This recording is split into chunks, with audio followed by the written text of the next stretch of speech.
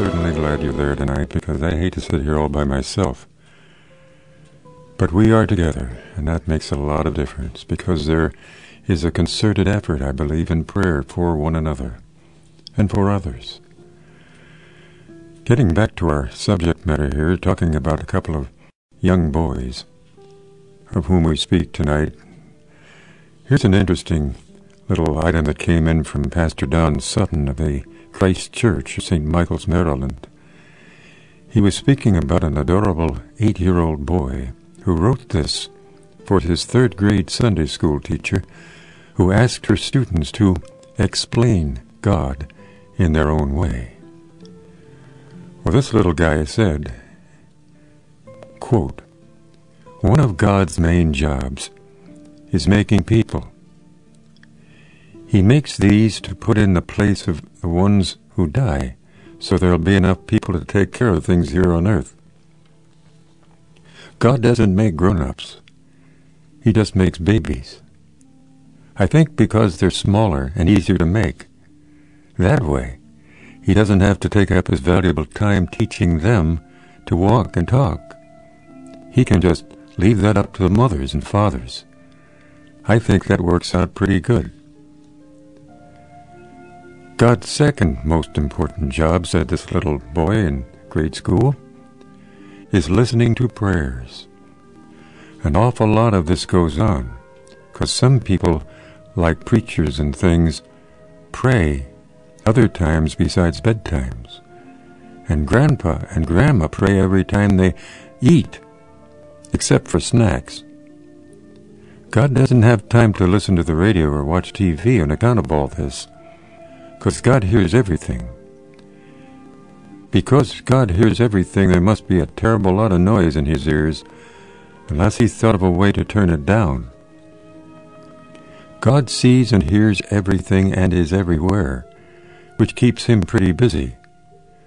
So you shouldn't go wasting his time asking for things that aren't important, or go over parents' heads and ask for something that they said you couldn't have, 'cause it doesn't work anyway." I love it, don't you? Okay. I have a couple of poems here which I'm going to save for a little bit later. I want to get to this next little item here.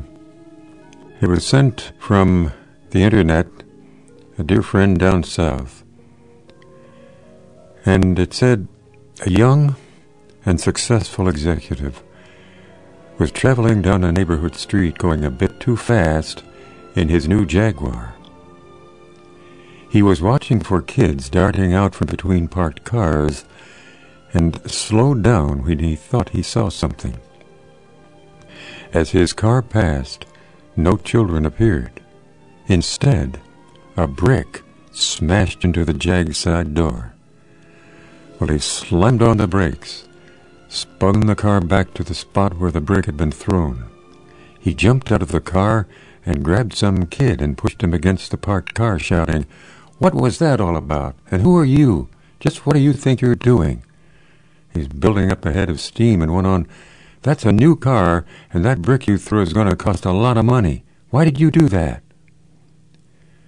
The little guy said, "Please, mister, please, I'm sorry. I didn't know what else to do. I threw the brick because no one else would stop." And tears began to come down the boy's face, and he pointed around the parked car. "It's my brother," he said. "He rolled off the curb and fell out of his wheelchair, and I can't lift him up."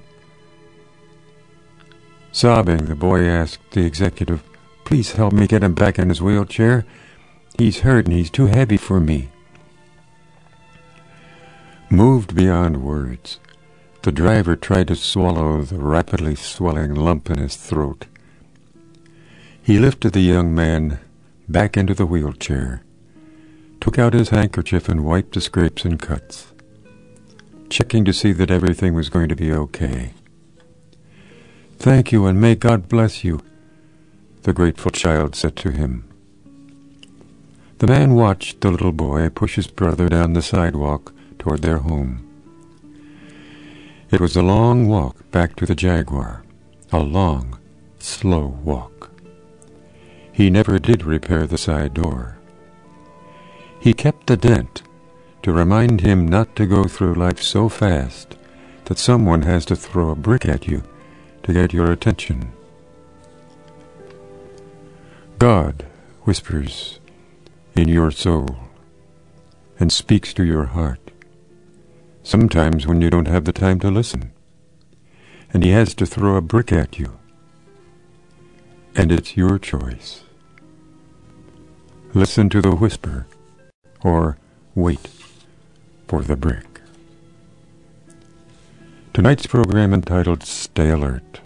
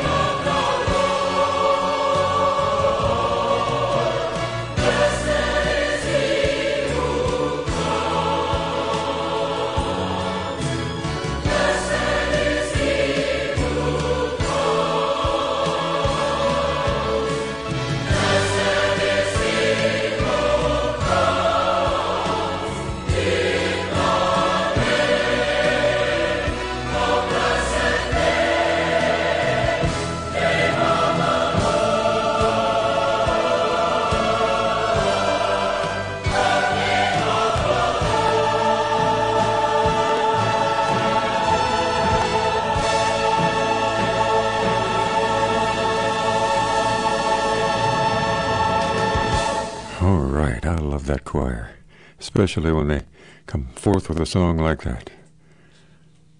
Blessed is he who comes in the name of the Lord. Well, this is Night Sounds. I'm certainly glad you're there tonight because I hate